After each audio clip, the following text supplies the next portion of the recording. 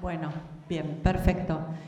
Buenas tardes, mi nombre es Majo Domínguez Cedreira y ahora tengo el honor, el placer y el orgullo de presentar a Ana María Boglio. Tengo acá una pequeña síntesis de los hechos destacados de su vida. Más que nada lo que se está dedicando ahora, porque todos sabemos que hace muchos años que se dedica al derecho animal, es una estudiosa del tema y sobre todo una gran académica. Bien, es abogada por la UBA, especializada en filosofía del derecho, tesis para presentación en la maestría de estudios interdisciplinarios de la subjetividad en filosofía, investigadora en derechos animales y coordinadora del Seminario de Derecho Animal del Instituto Gioja, de acá de la casa, profesora de posgrado y directora académica de la Diplomatura Internacional de Derechos Animales de la Universidad del Museo Social Argentino. Está a cargo de la Secretaría del Instituto de Derecho Animal del Colegio Público de Abogados de Capital Federal, el IDA de Capital Federal. Integrante del Comité Editorial y Científico de revistas especializadas en estudios animales, representante de Anima, área profesional, derecho de daños. Bueno, muy buenas tardes a todos, muchísimas gracias por participar. También para mí, gracias Majo por la presentación y a los organizadores por hacer posible otra vez este año este congreso y encuentro. Como ustedes seguramente estarán de acuerdo conmigo, es prácticamente imposible desligar la cuestión de los derechos animales o la temática en general de los animales de lo que significa el daño a la trama de la vida que se viene dando ya desde hace muchísimo tiempo, porque creo que incluso hacerlo no solamente tergiversaría, sino que también impediría, cercenaría el corpus necesario para tratarla. Así que yo reorganicé un poco lo que vamos a ver hoy, que incluía una introducción, luego comentar bien cómo es este tema del concepto de lo más que humano en cuanto a su potencialidad, porque podría quedarse en la nada, en cuanto a su potencialidad para la cuestión, yo diría más bien de la descosificación real de los animales, más allá del derecho, pero consignado desde este lugar que lo tenemos que desarrollar nosotros. Y por otro lado también quiero traer a colación algunas de las cosas que se dijeron en este congreso, especialmente las relacionadas con el tema que les traigo, que es un poco de alguna manera a continuación de lo que hablamos el año pasado acerca del animal como arribante, el otro animal como arribante, cuya versión jurídica la pueden leer en la última revista de Derecho Animal de Microiuris. Entonces, la conexión que primero quiero marcar es entre derechos humanos, derecho a un ambiente sano, derechos de la naturaleza y los derechos animales. De manera tal que también les voy a pedir que tengamos presente que muchas veces se escucha algo que tiene que ver con conceptos que corresponden a determinadas disciplinas y se les está aplicando el peso o las consecuencias que tienen en otra, con lo cual la confusión es muy grande. Por lo tanto, yo lo que quiero hacer es que ustedes, se los voy a ir marcando igual, pero que vayan teniendo en cuenta que no es lo mismo hablar desde una perspectiva de ética animal o una perspectiva jurídica, no es lo mismo un concepto de derecho en general determinado, no es lo mismo decir qué significan los derechos animales más allá de que podamos decir el animal es sujeto de derecho, ¿de qué derechos? Bueno, está por verse. Los problemas relacionados con el tema de la persona y las cuestiones de la fundamentación que ha recibido por parte de la doctrina argentina muchas veces cierta crítica porque hay una confusión muy grande en el nivel jurisprudencial que nos arrastra.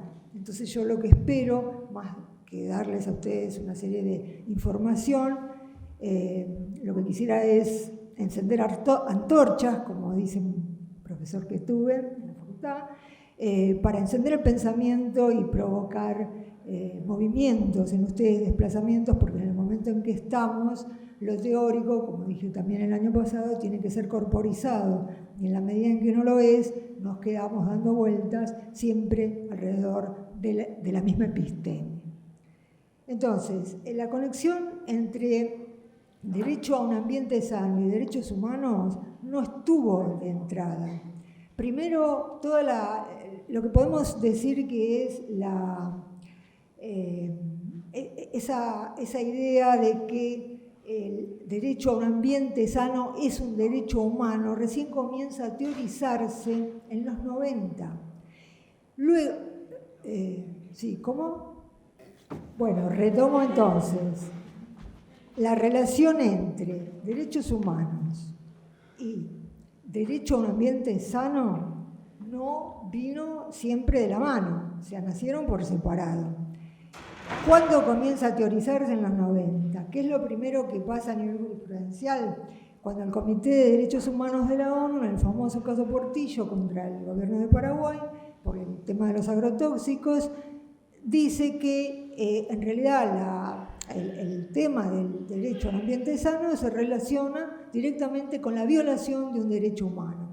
O sea, atención, ya no es el ambiente por el ambiente, sino el ambiente por la defensa de un derecho a la salud y a la vida, en ese sentido como un derecho humano. Después esto se va a volver a repetir, eso es del año 2019, se va a volver a repetir en el 2021, cuando el que ya va a ser el Consejo de Derechos Humanos de la ONU vuelve a decir lo mismo en otro caso, un dictamen en otro caso, y este año, 9 de abril, nuevamente el Tribunal Europeo de Derechos Humanos, cuando condena a Suiza por su incumplimiento de los deberes climáticos y dice que atentó contra la Convención de Derechos Humanos Europea, en Europa. Así que fíjense cómo la jurisprudencia va dándole un caudal diferente a lo que nace de la teoría hacia la ubicación de lo que es la actualidad, la importancia del cambio climático, la importancia de esta catástrofe biológica que estamos experimentando a nivel global. Esto que llamé el daño a la trama de la vida, cualquiera sea su manifestación, la vida en general. Pasamos entonces ahora un escalón más. Cuando hablamos de ese famoso, por lo menos acá en Argentina, surgió como derecho de los recursos naturales, pasa a ser el derecho ambiental. El derecho ambiental entonces colisiona en alguna parte con los derechos animales, ahora vamos a ver bien cuáles serían las diferencias más importantes, pero lo que acá me importa es pensarlo en función de los derechos de la naturaleza. Entonces, ahí lo que sucedió en el año 2017 es una alegación, digamos, que hizo la Corte Interamericana de Derechos Humanos para consignar que cuando se está hablando, en un caso determinado lo hizo, ¿no?, que cuando se está hablando de la defensa del ambiente, no solamente tiene que ser por cuidado de los intereses humanos, de la salud o los intereses humanos en general, sino también por los elementos de la naturaleza en sí misma. Con lo cual se avanza, dicen ellos mismos, hacia la posible configuración de los derechos de la naturaleza. En este caso es célebre el caso Estrellita de Ecuador, después lo vamos a comentar, tanto en su ratio decidendi como lo que es lo que se dijo, digamos, después, que modifica bastante ese logro de decir, sí, esto lo explico mejor después, ¿no? Pero quiero decir que avanzan en cuanto a decir que sí, dentro de los derechos de la naturaleza podemos reconocer que cada animal es también un sujeto de derecho. Y en lo que hace al derecho ambiental en general, como diferencia con el derecho animal, ustedes saben que el derecho animal surgió en los primeros casos que se hacen en Estados Unidos y cuando empiezan a surgir los primeros cursos, allá en la época de Wise, y cuando todavía no se había elaborado mucho en los 80, estoy hablando, ¿no?, todavía no se habían elaborado ninguna teoría, surgen por esta idea de decir vamos a diferenciarnos del derecho ambiental y no vamos a ir para la defensa de la especie, vamos a ir por el individuo en sí mismo. Así que eso es como una cosa básica, ¿no?, de lo que fue el surgimiento del derecho animal. Solamente que, bueno, después del gran éxito con el caso Sido, se tuvieron que ir para atrás porque se dieron cuenta que la percepción de la gente respecto de lo que se llama el animal es muy diferente, que no es lo mismo un perro que una vaca, etcétera, etcétera, etcétera. Entonces aquí también volvemos al tema de las conceptualizaciones, porque decimos con mucha ligereza sujetos de derechos, vacas, perros, animales, pero no es todo lo mismo, y esto se ve en la jurisprudencia. Esto se ve en la jurisprudencia porque cuando pasa a los medios pasa como el animal, pero no es el animal, no son todos los animales. También aquí puedo mencionar en el año 2017 la postura de un ambientalista bastante notoria en el 2017 cuando escribe un artículo Aníbal José Falvo, y hace una interpretación del artículo 41 de la Constitución Nacional, porque él dice que ya como estaría dando derechos a la naturaleza. Aún él lo que propone es ir más allá. Él dice que además el término habitantes tiene que ser considerado no solamente para los humanos, sino también para todos los elementos, plantas, animales, etcétera, etcétera. Pero dice que el que no esté de acuerdo con esto no importa, que igual la interpretación del 41 sería para pensar ya directamente en derechos de la naturaleza según la Constitución argentina, lo cual, por supuesto, da lugar a mucha polémica, porque todo el derecho, si uno lo estudia, uno no se puede quedar con una partecita, sino que el derecho funciona en forma sistémica. Por lo tanto, tenemos toda la configuración de todas las leyes, todas las normas, vamos a decir las normas en general, que son profundamente antropoespecistas, cualquiera sea el concepto que leemos. Entonces, además de esta diferencia entre derecho ambiental y derecho animal, también podríamos pensar una que es la que ahora está tan en boga cuando se habla del Acuerdo de Escazú. Sería muy difícil que los animales pudieran ejercer democráticamente su derecho a ver cómo se da en la práctica la claridad, la divulgación de lo que serían verdaderamente los sujetos, porque la verdad es que los animales no se enteran. Entonces nosotros estamos haciendo mucha teoría, pero lo que a los animales les interesa es justamente cosas que a lo mejor las podemos conseguir desde otro lugar, o que tenemos que esmerarnos un poco más para no caer en palabras vacías.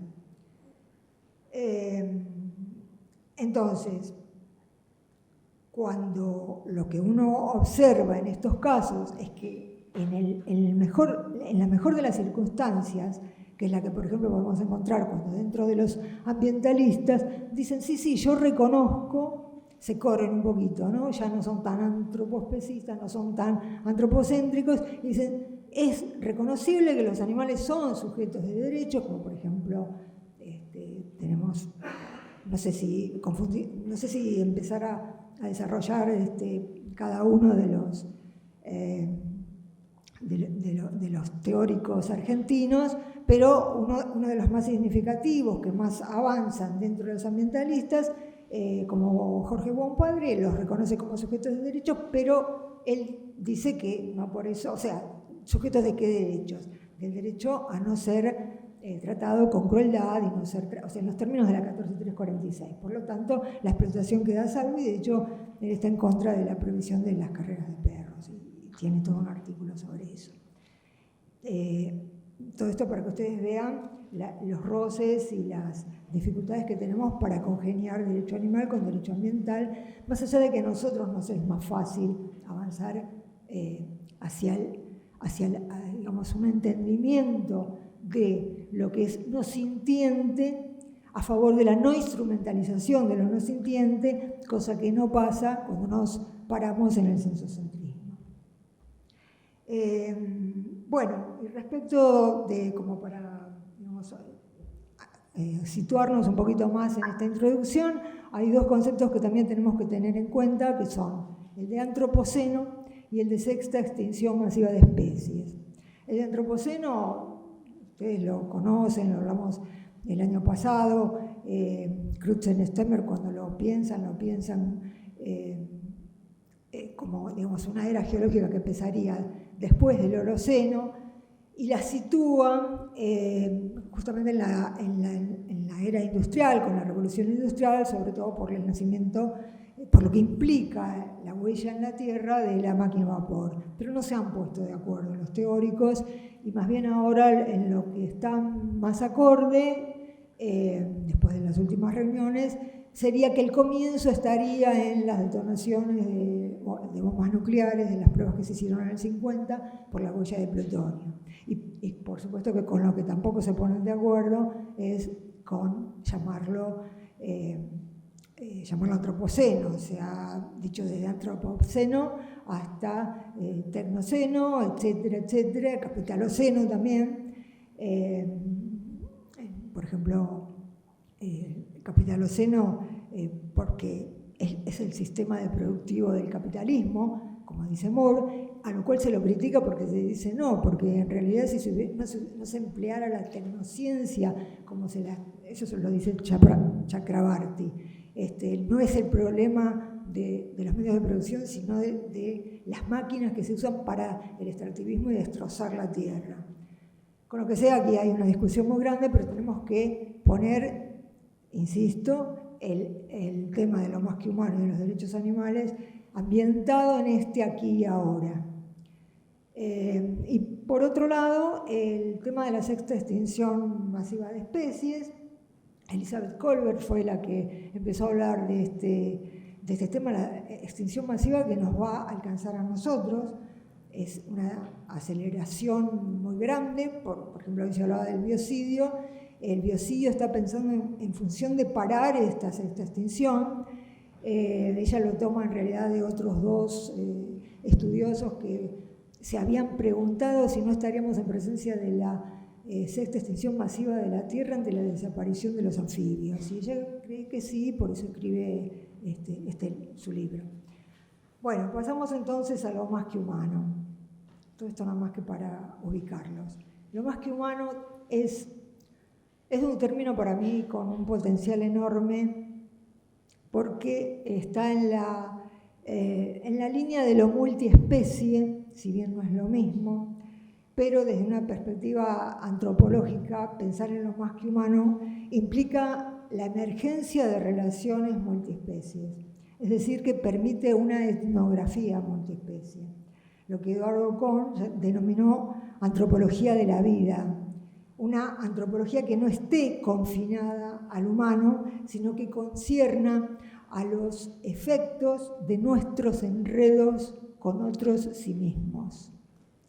Pensar de esta manera, en mi opinión, no solamente es una postura teórica, sino que es también algo que nos obliga a una respuesta ética. Y además de una respuesta ética, desde ya es una filosofía de vida. Entonces desde ahí se pueden producir cambios que no vamos a producir desde arriba con cambios en ninguna legislación, porque lo que nosotros nos hemos acordado es el derecho a dañar, mientras nosotros reservemos el derecho de soberanía sobre los animales no humanos, que es el término que estamos poniendo en cuestión ahora lo voy a explicar. Mientras nosotros nos reservemos eso y empezamos a pensar en la ética a partir de ese lugar, siempre el animal va a ser un objeto de uso. Aunque lo saquemos aunque los descosifiquemos, va a quedar como mercantilizado. Entonces, esta noción se relaciona también con lo que Anna Zinn llamó una idea de una naturaleza humana, pensaba ella, que ya está conformada en forma multiespecie. Es decir, ya nosotros mismos somos multiespecie, en sí mismos.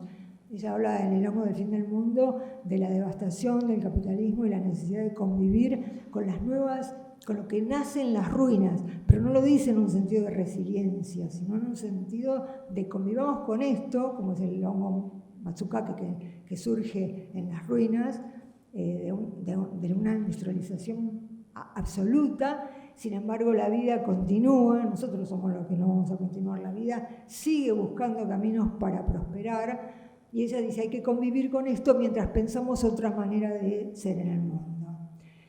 Por supuesto que la comercialización del hongo, de este hongo, se vio infiltrada por los hongos que vienen de Chernobyl, que están contaminados con radiación, ¿no? Y se está tratando ahora de luchar contra eso. Pero vean como siempre ¿no? los intereses económicos del consumismo y de la venta y de los estilos de vida que nos promueven para crear subjetividades que sigan sin pensar, ¿no? Sin pensar en lo que está pasando, va haciendo que las mejores intenciones caigan en la nada.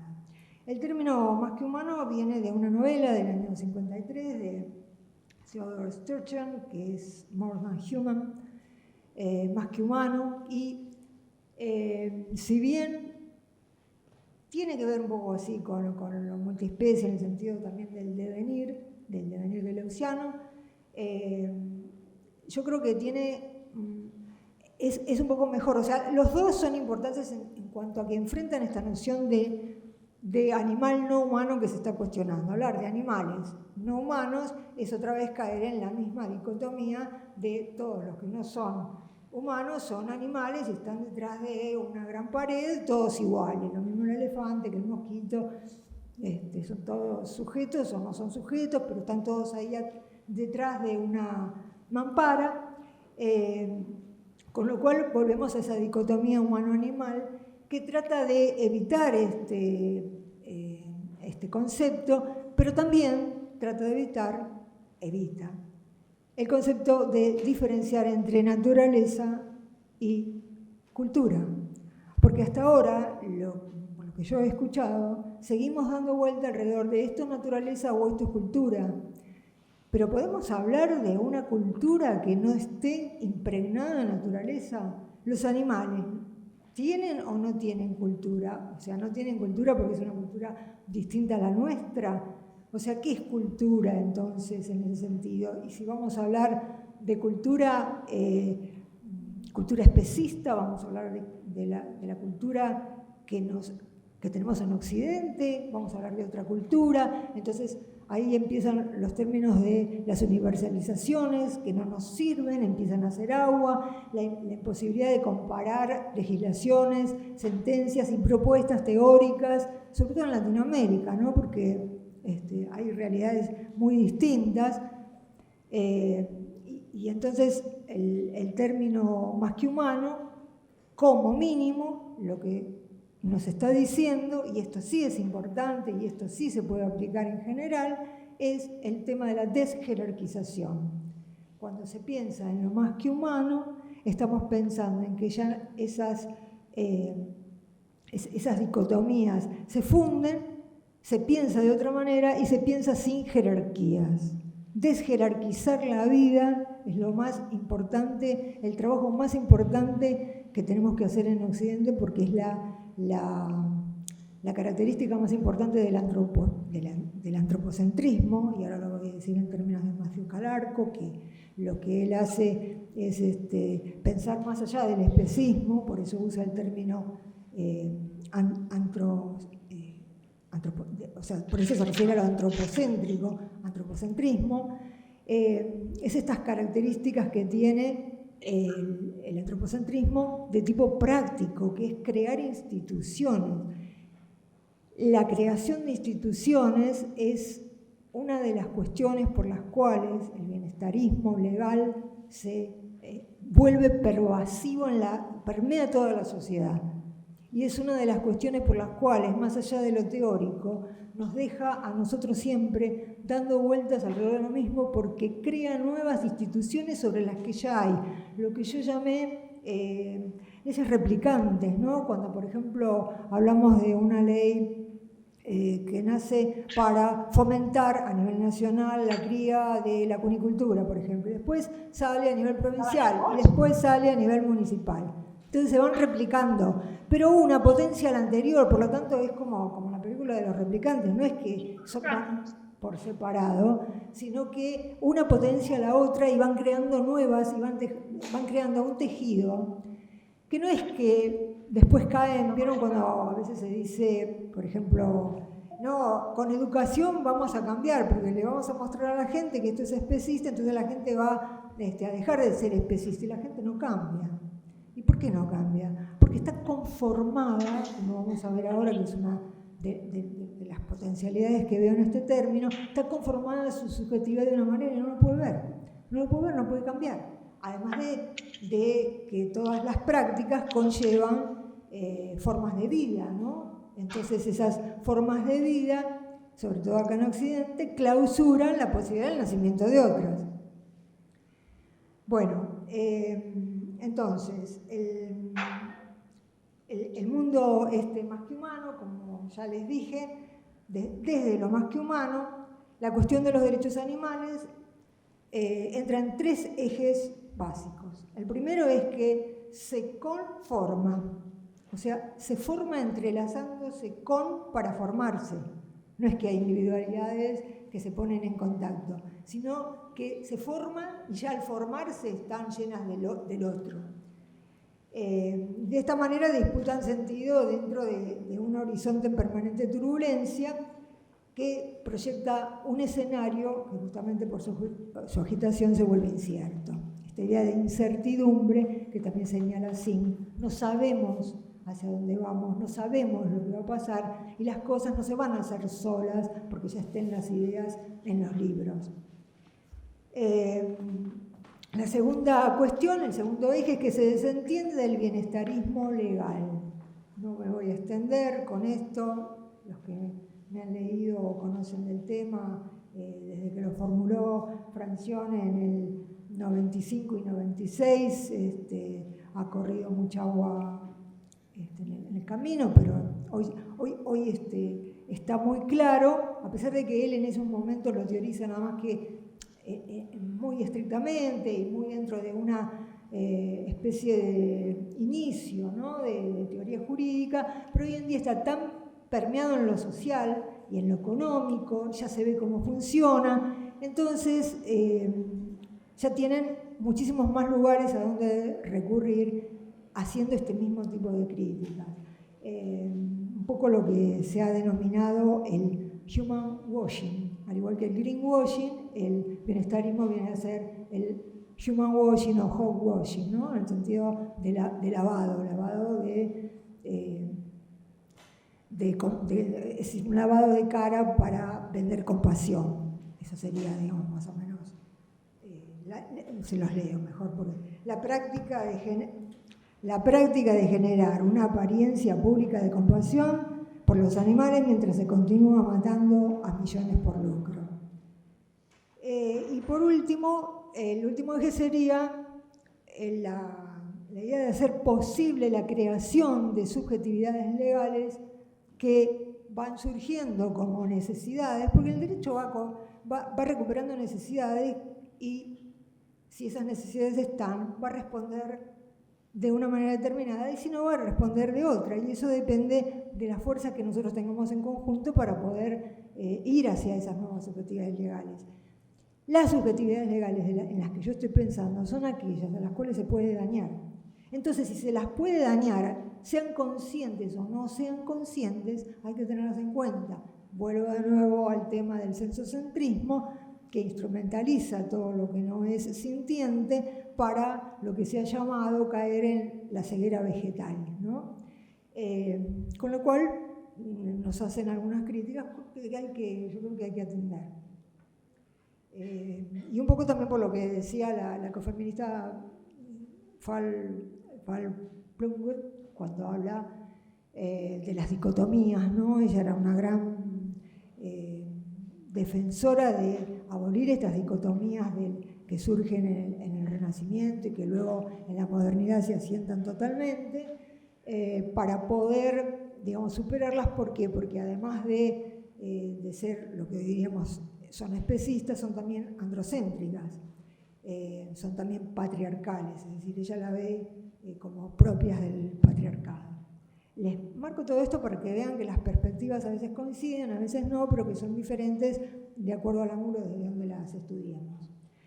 Entonces, el mundo más que humano, ya no hablamos de naturaleza, reclama un diálogo de los teóricos de los derechos animales con las problemáticas relacionadas con el calentamiento global, que impulsa incendios, inundaciones, sequías, la extracción y distribución de los recursos, la contaminación de la tierra, del agua, del aire, la acidificación de los océanos, la deforestación, las guerras, etcétera, etcétera. Quienes hayan visto estos días lo que está pasando en el sur de Brasil habrán llorado con las imágenes, porque es devastador, y el 65% de la población de Brasil se lo atribuye a la deforestación del Amazonas, más allá de que, por supuesto, los que los están deforestando consideran que no es por esta razón, pero las inundaciones que se están viendo, la forma en que se rompieron los embalses, son nunca vistas, nunca pasó una cosa así.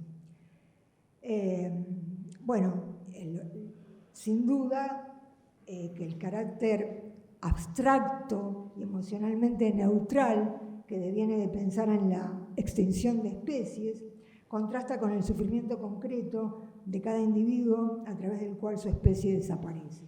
Es un ser sintiente el que se quema vivo, el que se muere de hambre, el que huye despavorido hacia condiciones en las que no podrá sobrevivir, el que encuentra destruido su nido y muertos sus crías.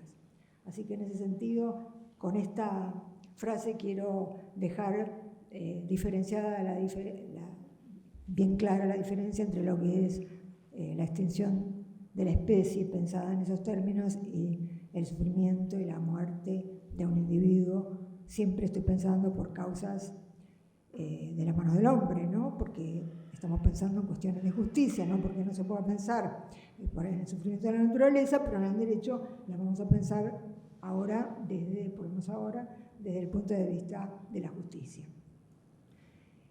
Voy a identificar algunos escenarios políticos, jurídicos políticos, donde se presenta este paradigma que nosotros hoy estamos cuestionando.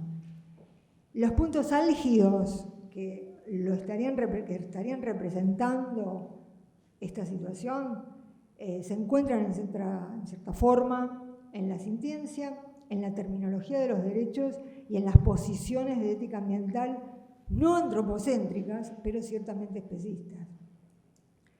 Les voy a comentar algunos datos de actualidad, que los que están en Argentina ya conocerán, y si no los refrescamos, y los que son de otros países van a ver cómo mide el pulso de la sociedad en estos momentos. Por un lado, son todos recientes, ¿no? Los recuperé ahora para esta charla. Uno, el de la mujer que llegó a faenar a Toto, su perro Golden Retriever, a una carnicería de La Plata, porque ya tenía edad. La mujer no podía entender cómo se le vino todo el mundo encima, la sociedad, las denuncias, no podía entenderlo, pero sí eso se hace en el campo. Esta idea de que el animal ya no era útil y igual lo iban a sacrificar sin dolor.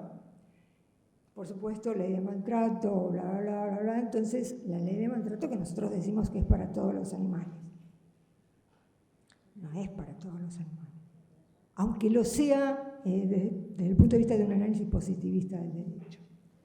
El caso Oya, que es de una sentencia reciente, que hubo mucho movimiento por la gran fundamentación de la sentencia en el caso de un criadero en Cava, que tiene, digamos, un potencial como para decir los criaderos habría que prohibirlos, pero que también tiene esos roces con ciertos fundamentos que vienen del derecho ambiental y que para aplicarlos tenemos que hacer un esfuerzo porque no nos cierra a futuro. Por supuesto que ustedes me dirán, claro, es fácil cerrar criaderos donde está prohibido, en Cava está prohibido, entonces no es lo mismo que cerrarlos en el interior. De hecho, no es tan fácil cerrarlos cuando los criaderos están en el interior de la provincia o en otra provincia, y acá en Cava están las oficinas donde se exhiben ejemplares, pero por supuesto sin maltrato y sin crueldad. Estoy pensando en chinchillas, no en...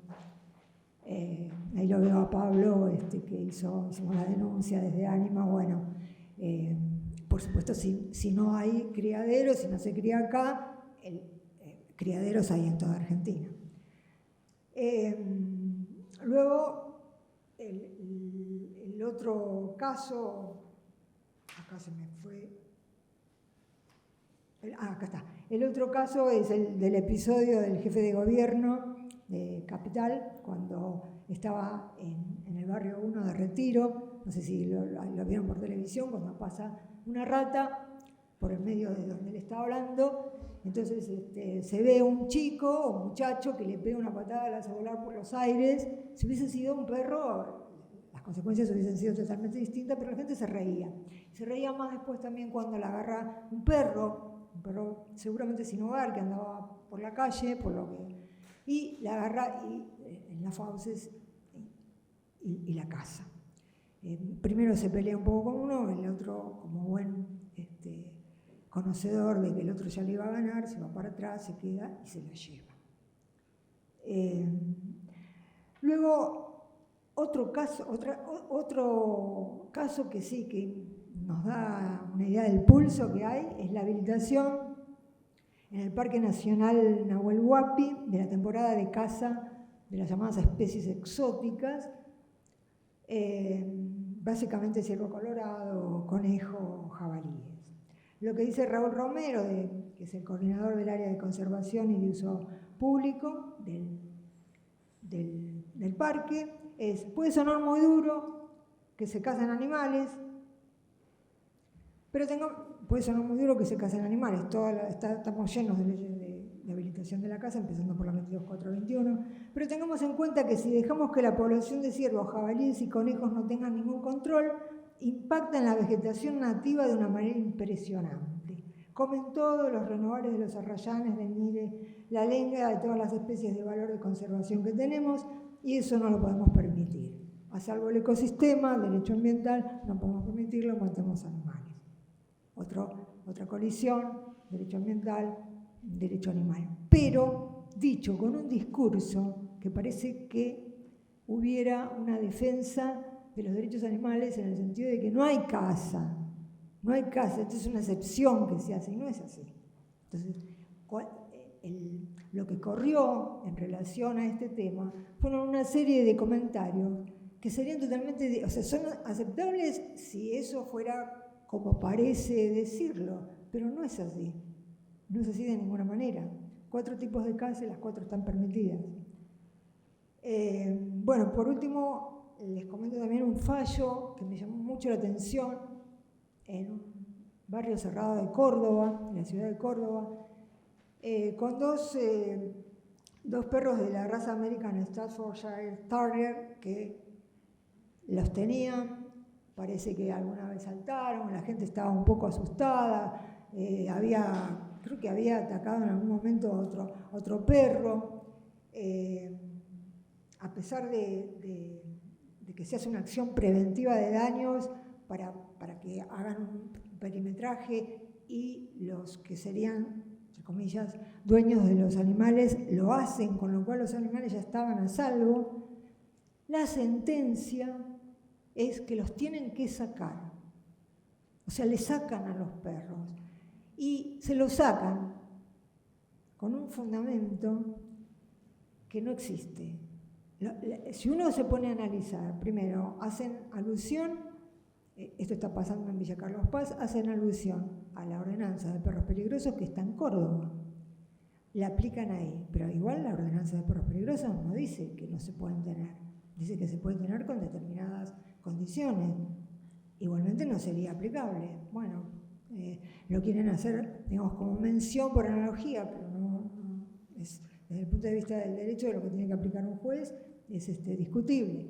Luego, el segundo, lo peor es la manera que interpretan lo que es el reglamento interno, porque para ese artículo 8 de ese reglamento interno, interpretarlo como lo hacen los jueces, es tan tirado de los pelos realmente que uno no puede entender cómo, o sea, hay que pensar que no son perros para interpretarlo de esa manera. Hacen un juego con la coma, que no la coma de acá, que la coma de allá, que ni siquiera va de acuerdo al sentido común.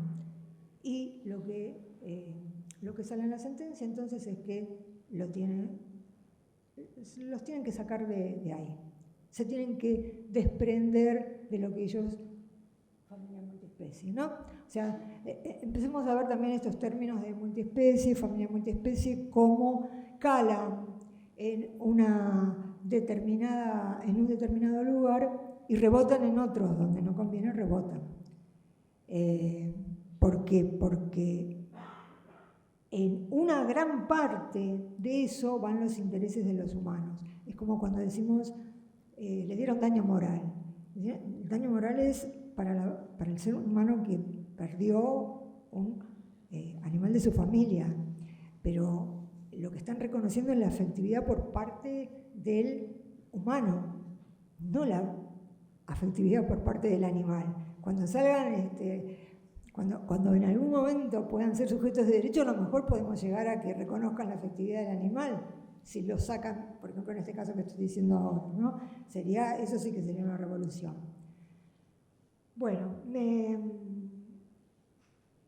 me voy a centrar entonces ahora en la sintiencia.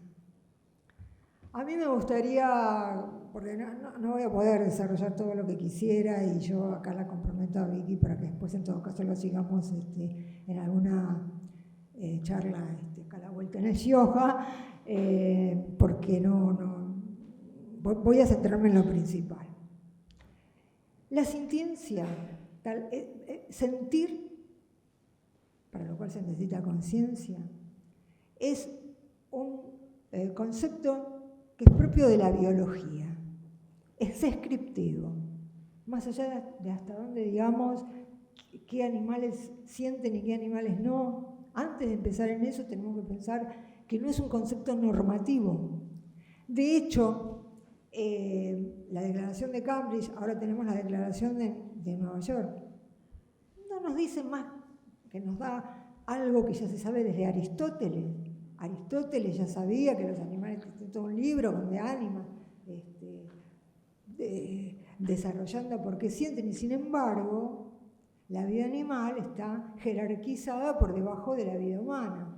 La vida de las plantas está jerarquizada por debajo de la vida animal, en Aristóteles estoy diciendo. Así que salvo el impasse cartesiano y de los que los acompañaron después, generalmente ligados a los núcleos de los vivisectores, siempre se supo que los animales, incluso en la época de Descartes, hasta una condesa que le decía que estaba loco, pero como ella también deliraba un poco en su forma no racional de presentar las cosas, se imaginan cómo le dirán en esa época racionalista y más siendo mujer. Así que entonces en Argentina, por ejemplo, cuando pensamos en lo que es la sintiencia, por ejemplo, estoy pensando ahora en la ley 7473, la ley 7473 del Chaco, que ya habla de que son animales sintientes, cuando dice, entre sus fines, se encuentra generar en la población una conciencia creciente de respeto a los animales en tanto seres sintientes capaces de padecer. Año 2014. La misma ley 14346, cuando dice que a los animales, etcétera, no se les debe los delitos de maltrato y de crueldad. ¿Por qué lo dice? No importa que sea, desde ya que en ese momento no se pensaba que era por el animal en sí mismo, porque en las deliberaciones lo que era preponderante era que lo que estaba pasando, que era que había que protegerlos por la moral pública. Eso era lo más, digamos, lo que coincidían la mayoría de los legisladores de ese momento.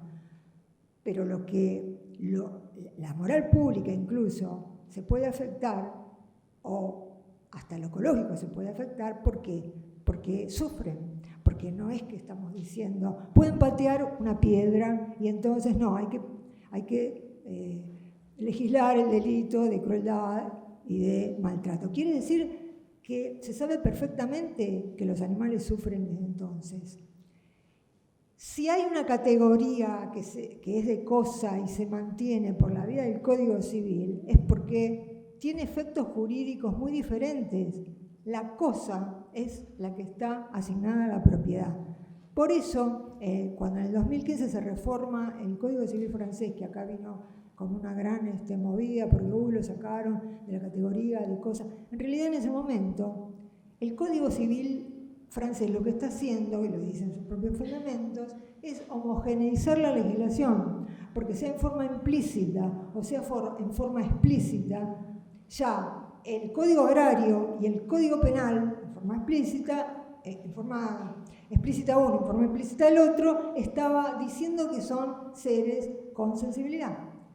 Más allá de que hay diferencias, si digo, dotados de sensibilidad o sintientes, pero sí encuadrados en esto, en esta idea de que son sensibles.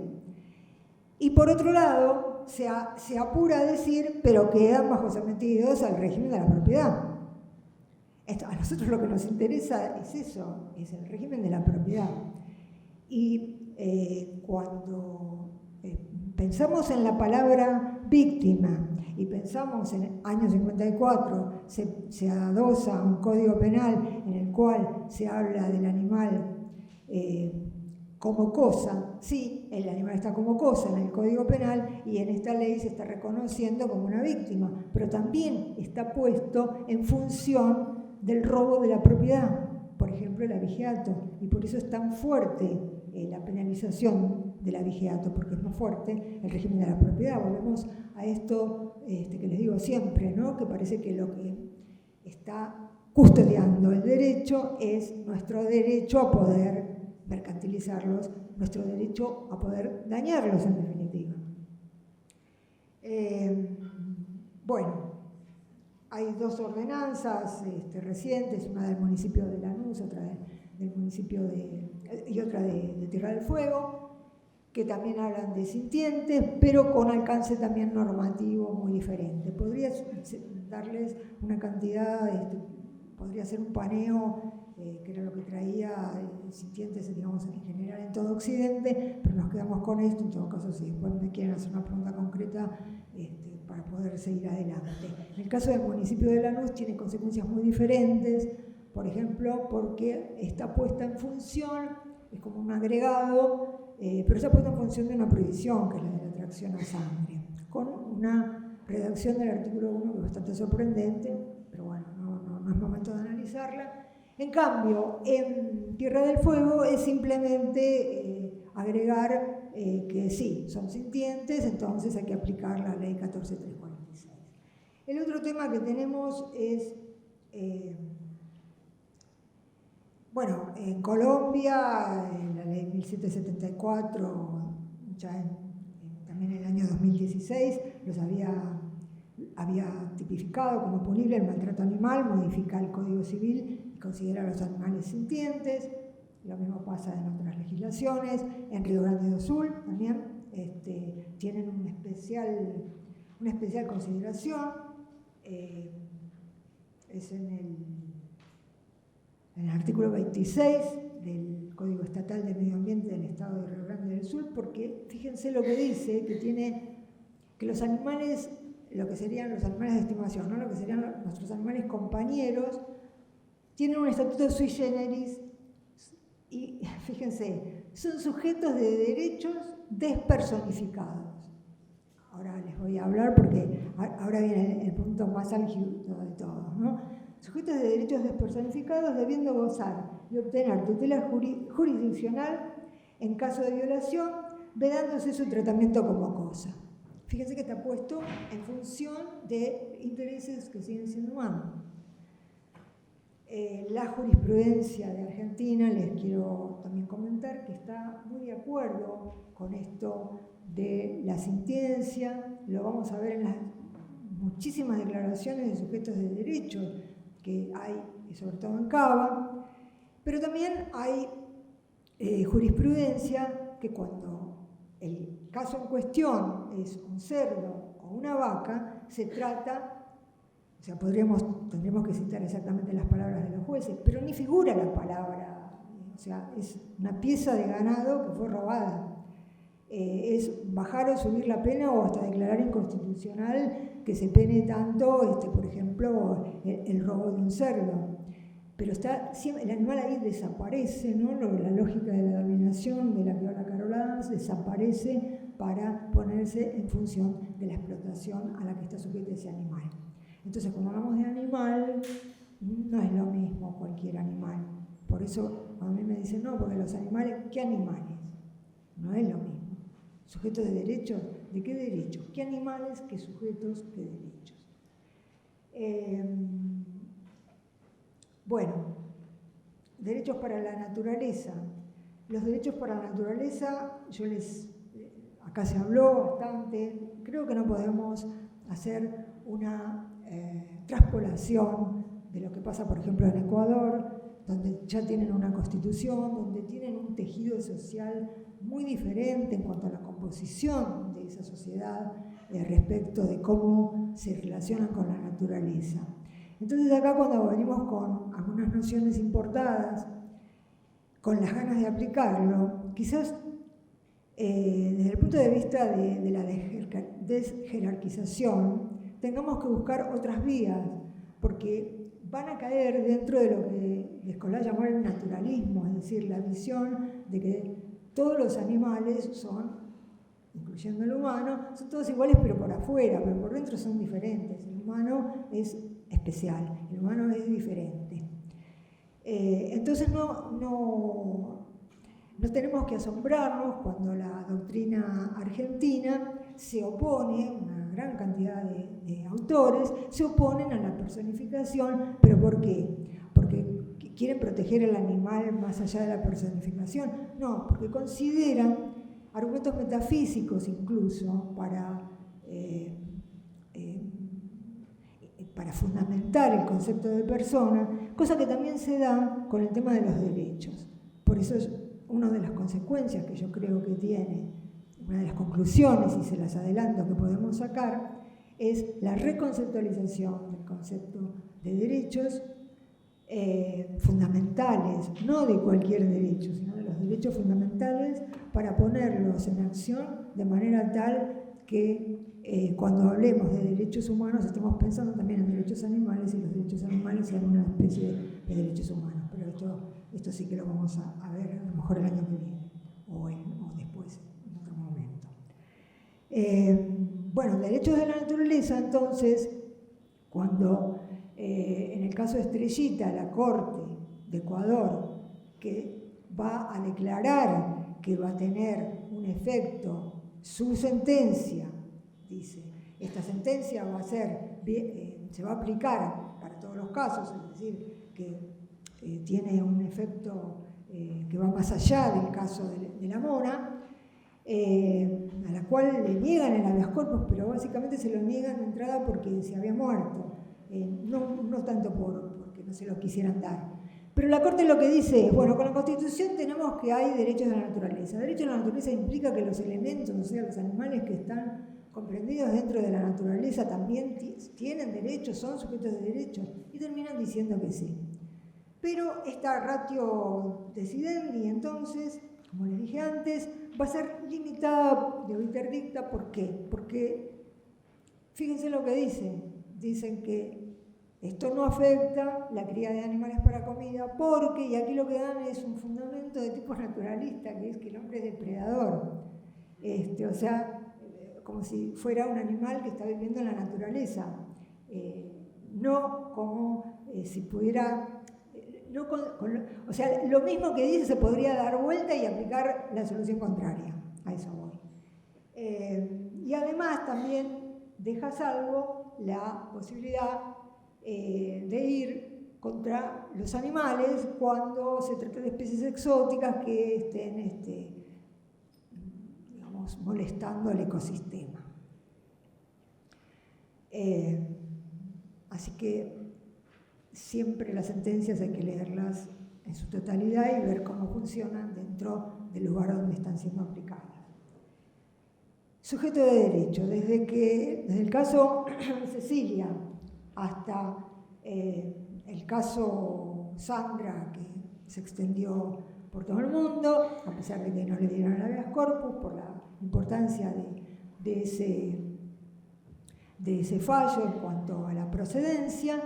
Tenemos una serie de declaraciones en las cuales muchas está Vicky participando, se los considera sujetos de derecho, se está bregando por que ante eso haya una modificación en el Código Civil, pero también tenemos que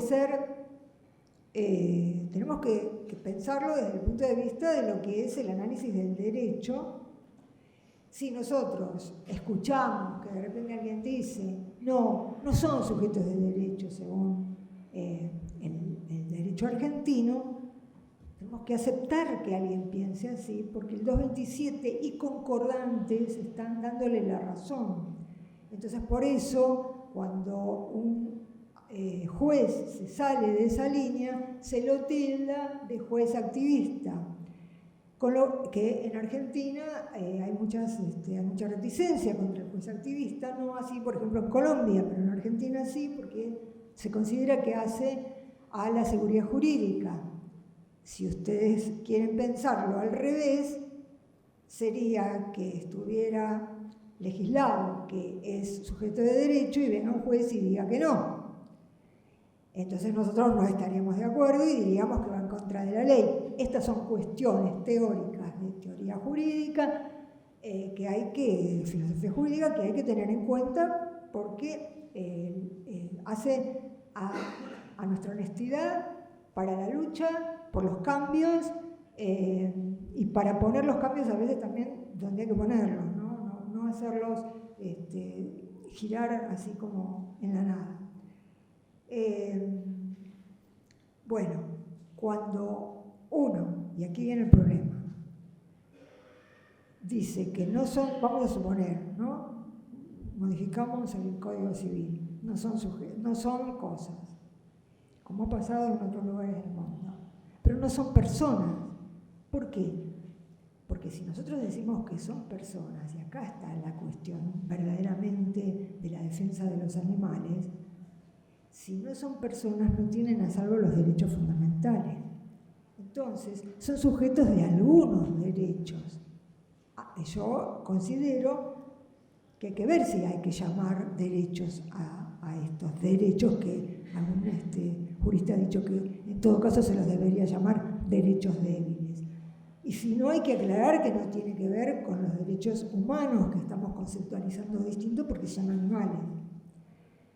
Entonces, en esta cuestión, y que traigo a colación lo que se había dicho en la mesa anterior, o nos seguimos jugando al tema de la persona y cambiamos el concepto de persona, o creamos otra subjetividad jurídica que sirva, y no sé, animales, personas, persona, animal, perro, persona, hasta podríamos podemos crear otras subjetividades, pero no va a entrar en una idea de persona cuyo fundamento sigue siendo metafísico.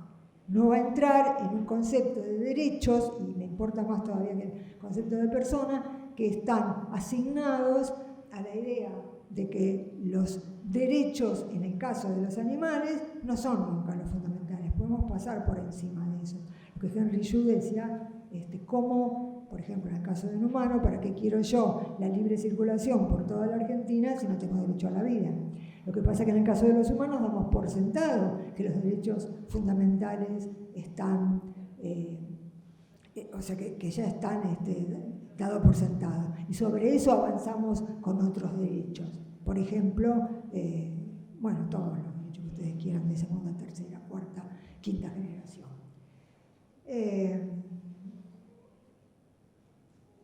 ¿Tengo que terminar? No. ¿Voy bien? Bueno. ¿Cómo? Te quedan 10 minutos. Bueno, entonces voy a leer las conclusiones para no dejarlos colgados. Si leo voy más lento y no hago digresiones, así que se las voy a leer. Acá dicen que por ella seguís. Tú sigue. ¿Cómo? Tú sigue. Nosotros te decimos cuándo. Bueno. Así dejamos en todo caso un poquitín para preguntas. Comentarios no acepto porque la vamos a seguir después en el debate en el yoga. Bueno, parecería entonces que la insistencia en extender categorías jurídicas pensadas dentro de un paradigma antropoespecista están impedidas de avanzar hacia cambios de fondo, al adaptarse fácilmente a los límites que responden a los propios intereses humanos que están coincidiendo con algunos de los intereses de algunos animales, que es lo que está pasando ahora, ¿no?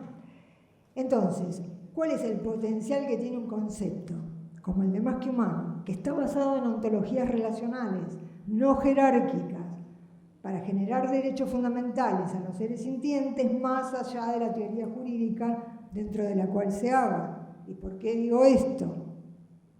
Me vas a perdonar, pero ahora voy a aclararlo Claro, porque nosotros tenemos a autoras como Haraway que nos han aportado desde su lugar una cantidad de conceptos muy abundantes, ¿no? Sobre todo en el terreno epistemológico, para pensar una ciencia diferente en relación al compost, ¿no? A cómo pensamos en conjunto, pero grandes críticas le haría yo en la línea de los estudios críticos de animales, porque ella es altamente especista. Y de hecho, en sus propios, desde su primer libro hasta el último, que fue el que se mencionó acá, Seguir con el problema, ella parte de la base de aceptar la experimentación en animales, rechazar la idea de derechos para los animales y aceptar también el adiestramiento, la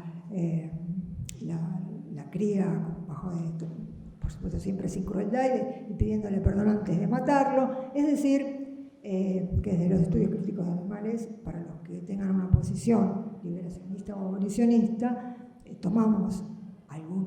podemos tomar algunos conceptos de ella, pero para ir para otro lado, porque ella misma es específica.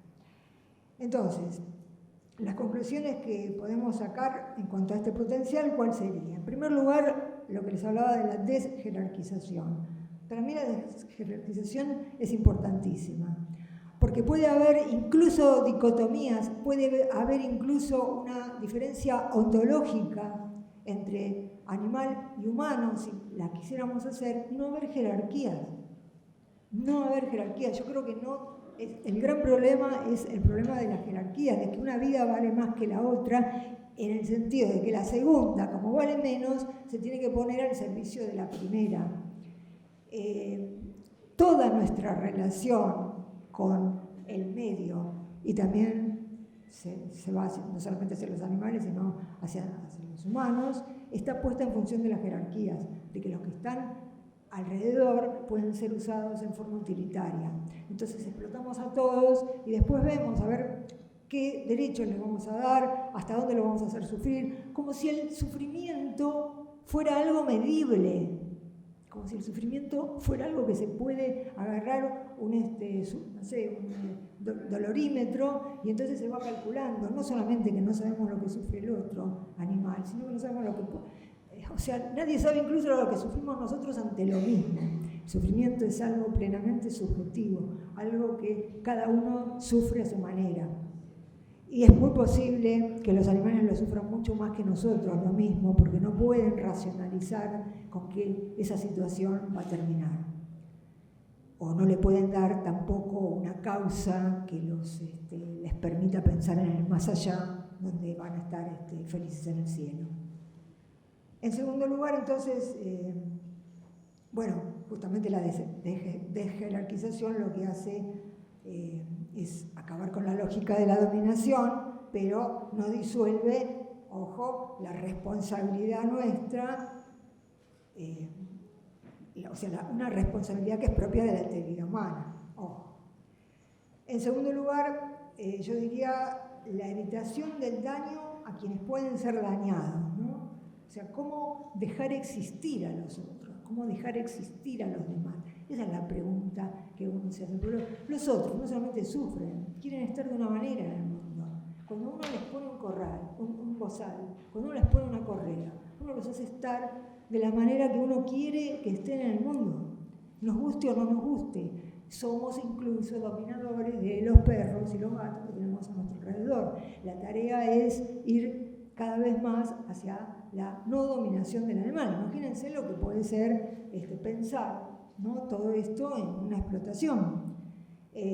También viene acá a colación algo que generalmente siempre hablamos de los intereses, ¿no? Los intereses, por ejemplo, de los galgueros, y entonces cuando se hace una ley, el que organice, el que junte, bla, bla, bla, bla, bla, todos los que premediten algo que está prohibido, por eso la pena es alta, porque están premeditando una acción prohibida, entre muchos.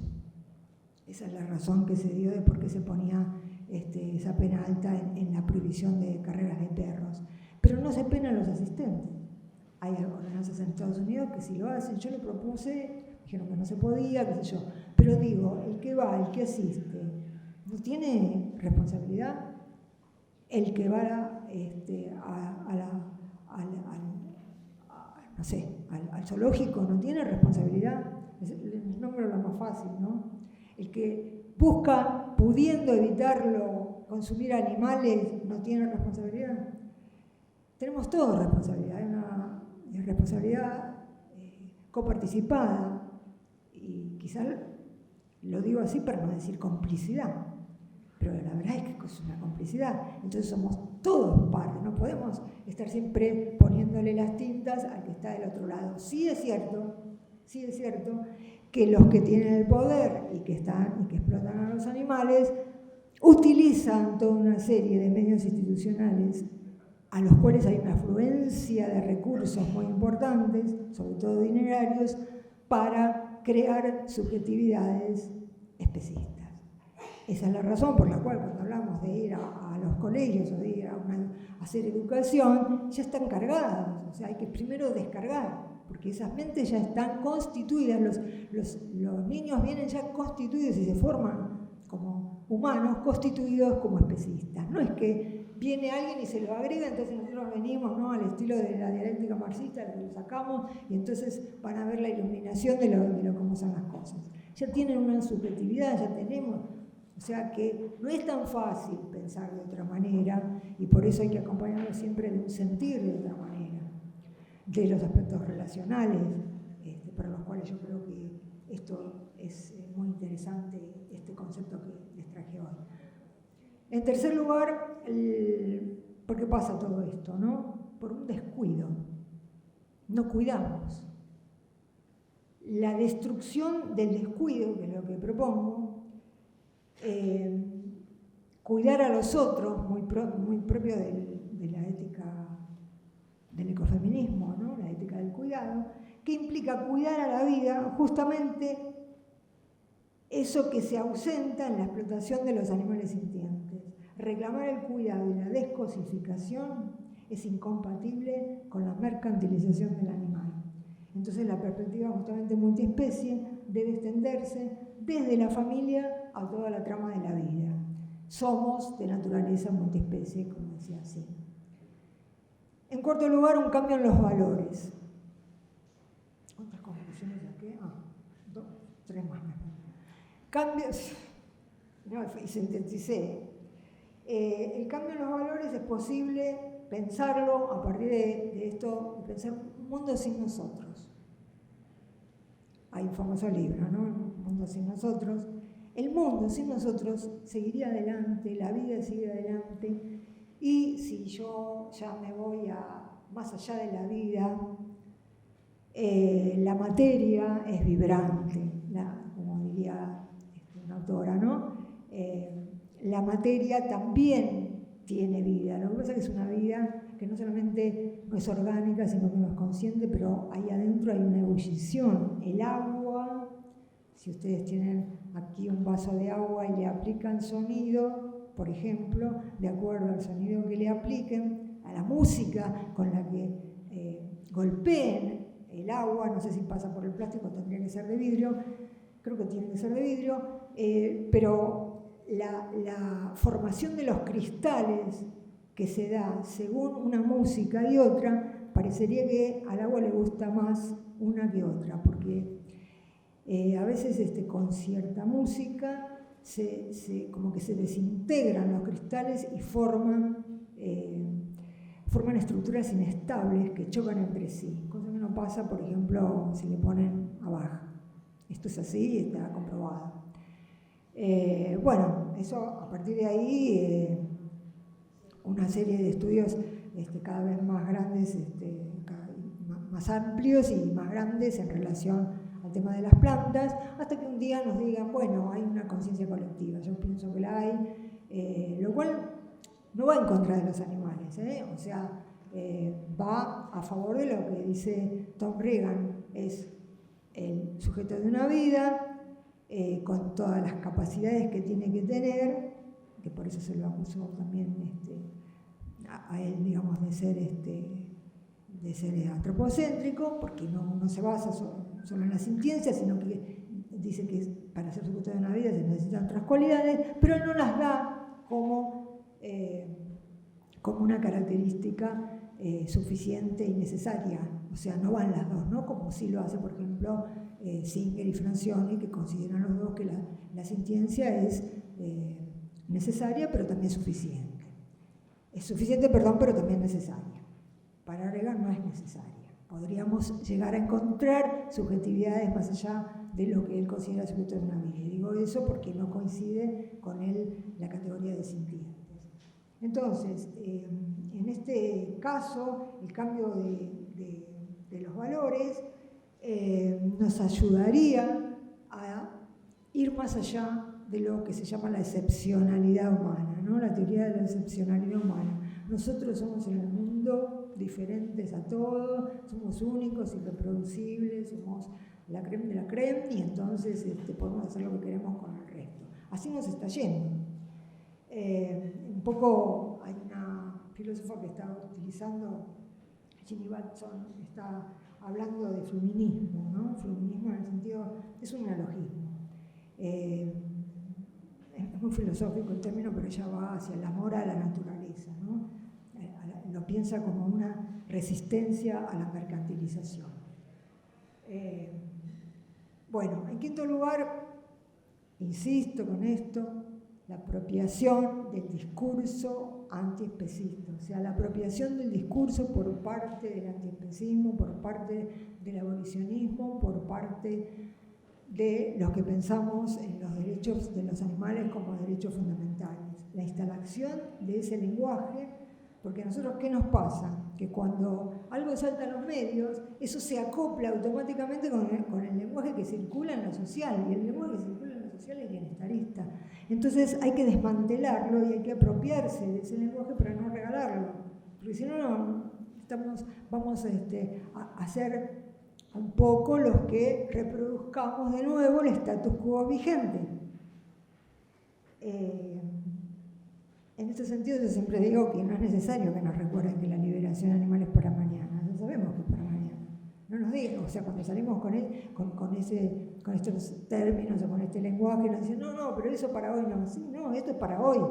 Ya sabemos que la liberación no va a ocurrir hoy. Pero para poder instalarla mañana, tenemos que empezar hoy, porque si no, no va a llegar nunca. Lo que decía hoy, el horizonte es turbulento y no sabemos, es incierto. En sexto lugar, y con esto termino, lo que ya les había adelantado, una reconfiguración conceptual de los derechos humanos y de los derechos animales.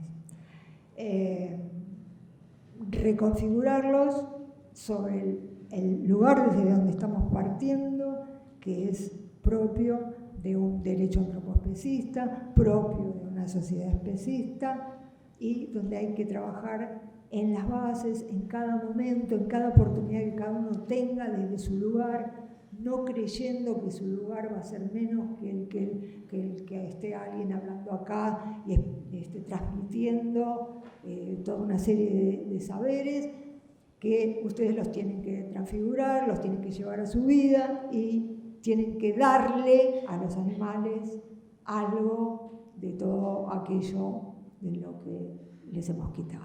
Nada más.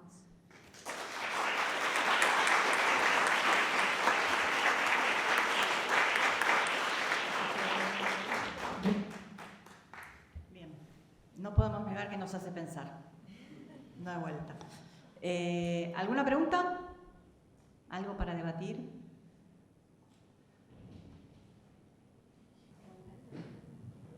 Muchas gracias. La verdad es que estuvo magistral y me quiero quedar con una parte de la conferencia en la cual se hace relación a esa dicotomía o a esa falta de encuentro entre la cultura de la forma más general y la naturaleza, y a partir de esas reflexiones de algunos filósofos, de algunas filósofas que tú traes a mención, como Jane Bennett, como Haraway, pues hay otras como Dipret o como, bueno, Chakrabarty, en los cuales hay algo que yo encontré común en ellos, y es como la apropiación de estar pendiente del otro, para no llamar al animal sino el otro, ¿no? Entonces dice Dipret, dejarse atravesar por el otro es reconocer al otro, o encontrarse al otro, estar pendiente del otro. Haraway cuenta cómo a partir de la enfermedad de la perra con la que vive, pues ella logra entender un poco la subjetividad de la otra, ¿no? De la otra animal. Y Morisot también cuenta el encuentro con los lobos y cómo eso lo hace pensar. Sí, tras las huellas. Sí, y entonces eso los hace pensar y los hace reconsiderar.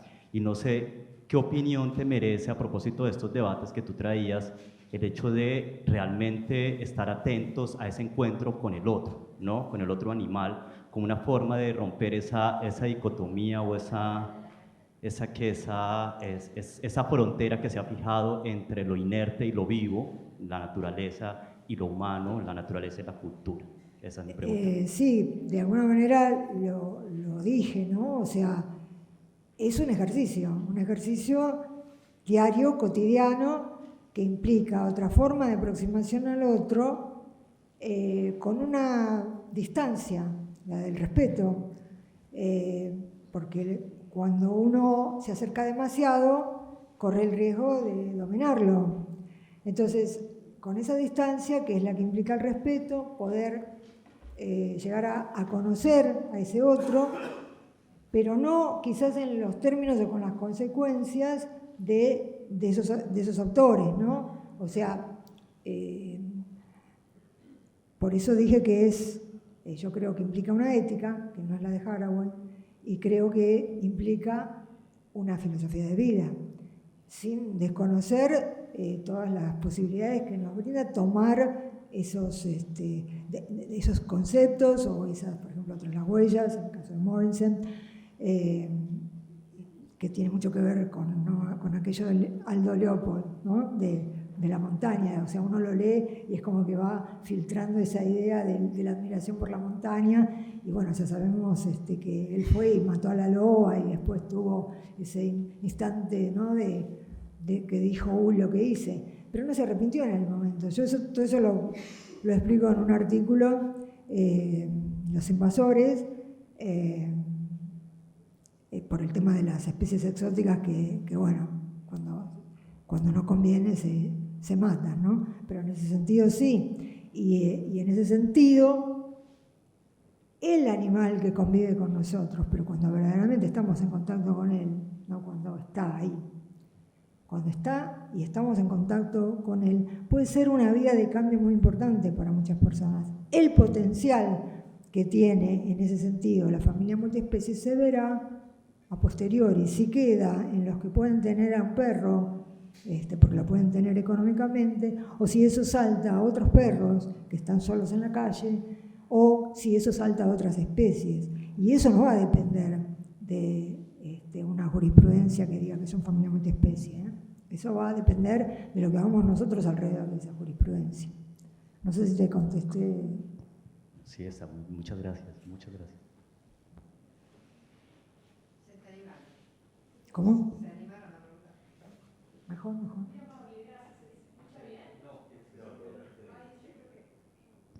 ¿Ahí se escucha bien? Muy amable, gracias. Primero, felicitaciones por la conferencia, impecable argumentación realmente que nos llegó hasta el fondo del corazón, aparte con seriedad y con respeto al tema. La verdad, hemos aprendido muchísimo. Primero, mis respetos. Gracias. Gracias. Y segundo, una pregunta cortita para no quitarle tiempo a mis compañeros y compañeras. Realmente este congreso ha sido maravilloso, lo que pude disfrutar. Yo coincido con la postura de mi querido colega, que hemos compartido muchas publicaciones, Rabinowitz Beckerman, un gran maestro, con el tema de la clonación. Yo investigo temas sobre, entre unas de mis líneas de investigación, biotecnología y sentido ético, ¿no? Y él coincide que la clonación en animales realmente no está bien vista. ¿Por qué? Porque estaríamos creando, por ejemplo, también para mi modo de ver, un ser nuevo que puede ser modificado genéticamente, tipo la isla del doctor Moreau, y esto podría impactar sobre su dignidad también, ¿no? Pero, por ejemplo, hay muchas posturas que dicen que esto podría salvar las especies, ¿no? Que la clonación ¿Usted qué opina? Solo eso, y darle las gracias a todos y a todas por este congreso. Sobre eso tendría que hacer una conferencia para desarrollar el tema de la experimentación en animales. La isla del doctor Moreau, bueno, no sé, hay un chiste que está circulando ahora, que desde Ánimo lo pusieron en circulación, que es que no es de casualidad la famosa Salomone, ¿no? La casa, la house, Salomon House, de Francis Bacon, en la cual se hacían todo tipo de experimentos y tecnología. Piensen en cuándo se escribió eso, y que lleva Salomón, por Salomón y por el que es ahora el que está en el CONICET, ¿no? Bueno, es un chiste eso para... La verdad es que la clonación forma parte de la experimentación con animales.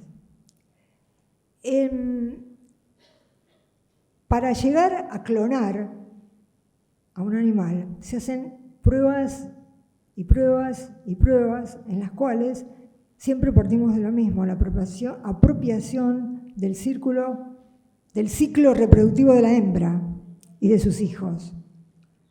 La cantidad de animales que son sacrificados y mueren para poder conseguir que uno salga adelante. Yo la vez pasada, ¿dónde fue? En una clase, escuché que decían si eso salva la vida de uno. Pero obvio, se hace para salvar la vida. El problema es que se hace y se podría hacer de otra manera. Como nunca se hizo de otra manera, no hay forma de compararlo.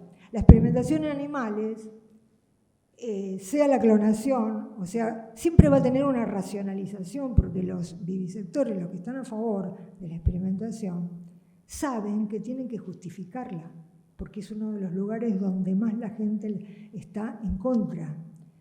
Entonces apelan a racionalizaciones que son fáciles de hacer caer o a racionalizaciones de tipo emocional. Su hijo, su perro. Cuando no es así, es su hijo y su perro, va a ser su hijo y su perro. Las dos cosas van a ser. ¿Por qué? Porque hay todo un movimiento silenciado llamado de la antivivisección científica que ya no está pensando solamente en los derechos de los animales a no experimentarse sobre ellos, sino que está pensando en las consecuencias nocivas para los seres humanos. Ha hecho todo un revisionismo histórico de lo que los vivisectores decían que eran los grandes logros. Y por otro lado, lo que decía, por ejemplo, el año pasado, recién el año pasado, después de esto se hizo en el 33, por el tema de la talidomida, en Estados Unidos recién el año pasado dejó de ser obligatorio que los medicamentos pasen por las pruebas animales. Entonces, claro, los que están con la experimentación animal salieron a decir, bueno, pero nosotros vamos a tener que seguir porque no hay otra forma de hacerlo, etcétera, etcétera. Van a seguir con eso. Pero si era obligatorio, evidentemente no quedaba otra. ¿Y eso qué es lo que hace? Que haya una afluencia de dinero para esos lugares, porque son millones de dólares que van a esos lugares, que van a la inversión en esos papers. Se van reproduciendo, ya se hacen, y bueno, esta cepa no va, hagamos otro grupo de animales, hagamos otra. Ustedes piensen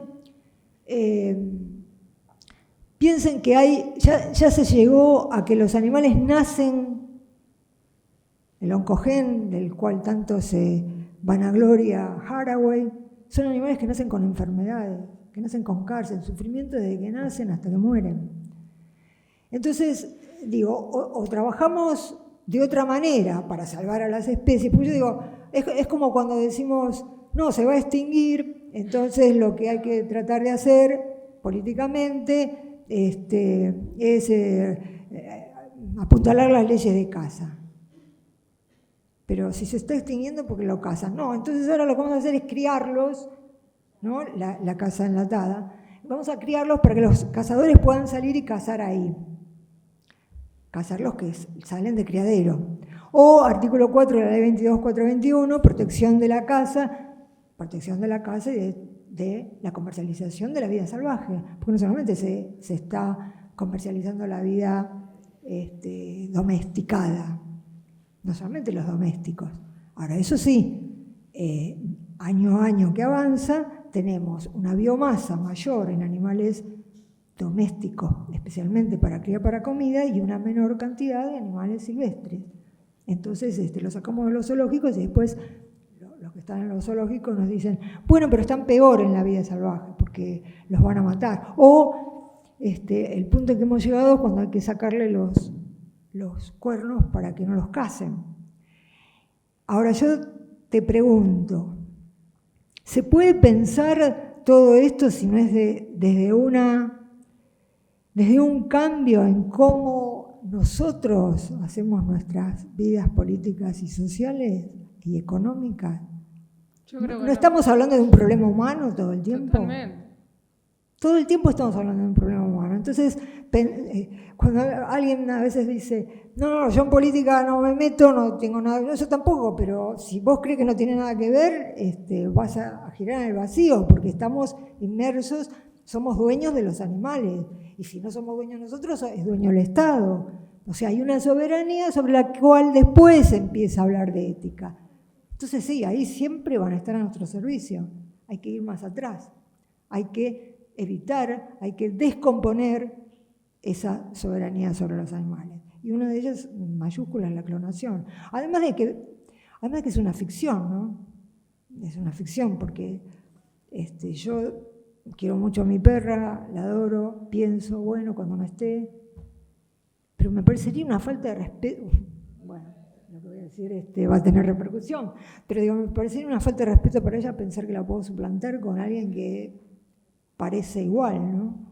Pero no es igual, no va a ser nunca igual. Si estamos hablando de relaciones, seres que se constituyen con lo que está alrededor de una ontología relacional, nunca va a ser la misma, nunca jamás. Es lo mismo que cuando dicen, estamos trabajando para recomponer, vamos a de nuevo a traer el mamut. Pobre mamut, con lo que se va a encontrar, va a ser un mamut lo que va a encontrar. O la terapia criogénica, ¿no? El que se despierte de acá al año, no sé, 5.000, qué sé yo, ¿qué va a encontrar? No, pero quiero decir, imagínate que vos te morís ahora y te despertás en el 5.000. No vas a hacer, automáticamente vas a hacer otro. Totalmente, ahí ya iría la decisión de cada persona, pero el tema de los... No, pero yo me refiero a los cambios epocales, que no... estoy pensando en la desustancialización de los seres para pensarlos en relación. Entonces, el clonado no es el mismo, pero satisface nuestra necesidad de inmortalidad, como tantas cosas, ¿no? Gracias infinita. De nada. ¿Alguna pregunta más?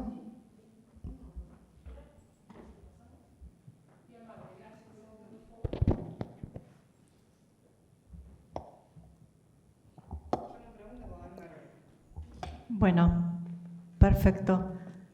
Damos por concluida. Le agradezco mucho a Ani haber aceptado el convite de estar acá. Yo sé que a ella le gusta igual estar aquí.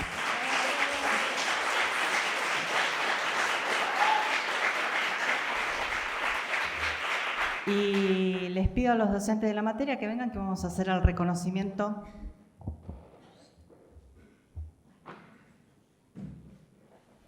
Ustedes saben, el año pasado empezamos con esta idea de hacer el reconocimiento a la trayectoria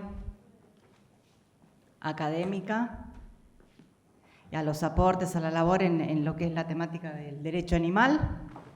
Es un reconocimiento que hacemos nosotros porque se nos ocurrió y porque el Congreso lo hacemos nosotros. Así que se nos ocurrió y lo hacemos nosotros. Y muy dictatorialmente votamos nosotros a quien le queremos dar. Aclaro que yo nunca tengo nada que ver con la decisión. No, ella no, la del año pasado ni siquiera participó, no sabía, la sorprendimos. Esta vez le dijimos, bueno, decidimos dárselo a Ani María Boglio.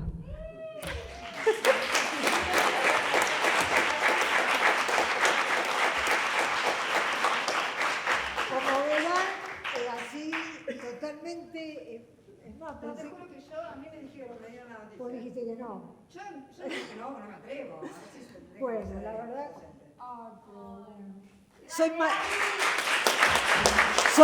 Soy malísima para estas cosas, soy malísima. No tengo más que agradecerles a ustedes también por participar. No estoy llorando, estoy con una alergia en el ojo izquierdo, no es como el año pasado. Y gracias a vos, Vicky, también, y a ustedes, porque yo quiero decir algo, esto lo hacemos entre todos. Yo me puedo romper para transmitirles una serie de cosas, pero la antorcha la tenemos que prender entre todos.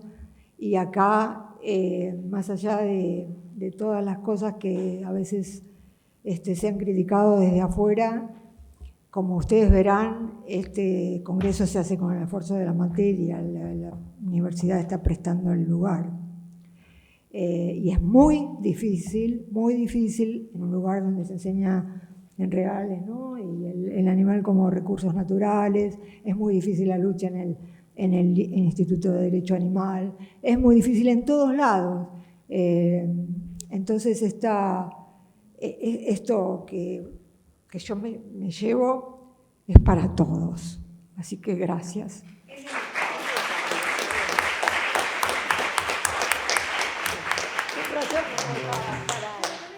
No me dejaba parar, pero Agradecéselo a ellos, pues ellos fueron los que decidieron. Yo a mí siempre me tenemos que abrazar. sí.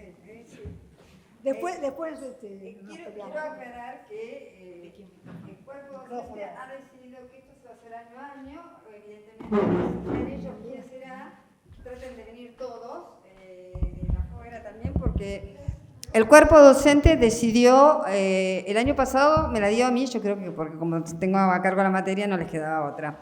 Esta es la posta. Este año me dijeron, va el reconocimiento, y yo le dije, bueno, ok, ¿y cómo deciden? No, ya decidimos, es a Boglio. Ok. Bueno, está. Fue todo mi comentario, y por supuesto no tuve ni posibilidad de decir ni sí ni no, y tampoco me dieron la opción. Y la idea, porque también me lo plantearon, es todos los años vamos a reconocer a alguien de Argentina o del exterior, así que los del exterior vengan, por favor,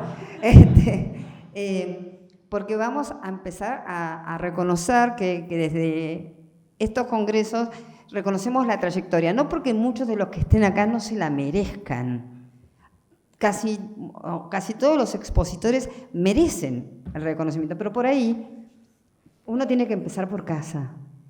Y Ana María Boglio, en la Argentina, o sea, yo empecé leyendo el libro de veganismo de Ana María Boglio, no sé, Regina, si vos empezaste también con lo mismo. México también. En México, o sea, hemos todos empezado, y no porque sea muchos, o mejor yo, creo que somos, o de la misma edad, o yo soy más grande. Así que imagínense que no es una cuestión etaria, es una cuestión de trayectoria. Regina pasó por un filtro. Y después terminó en mis manos. Entonces, creo que esto es lo bueno. Uno siempre dice, che, es posible que se junten personas como yo, que soy lo más descontracturada que existe, y qué sé yo, con Aboglio, que es estructurada, con Rosy, que es estructurada, con Gary, que es un veterinario descontracturado, con Majo, que es la persona más estructurada que conozco. Sí, es posible. ¿Y saben por qué? Porque nuestro único interés son la otridad. son los sujetos que están con nosotros, a la par nuestra y por los que vamos a luchar. Es por eso. Y aparte de agradecerle a Ana María desde la materia, como la han agradecido desde acá, y por supuesto yo me sumo, voy a agradecerle a María José Domínguez Cedreira, que se puso al hombro el Congreso. Yo me habré encargado de muchas otras cosas, pero Majo, ustedes tienen desde carpetas, comida, lo que sea. Es cierto, me llenó de mensajes, pero fue Majo. A Nacho, que ha hecho lo suyo desde la computación y su informalidad. Y a cada uno de los que estamos acá, Gary, Testa, Serra, ¿no? Desajes, Escoto, que han hecho desde la publicidad y desde otros caminos. Y por supuesto, gracias a Gida por toda la publicidad que nos ha hecho. Muchísimas gracias. Y, señores, viene el champán. Gracias por estar. Venimos y nos sacamos una foto todos. Y sacamos la foto del 2024.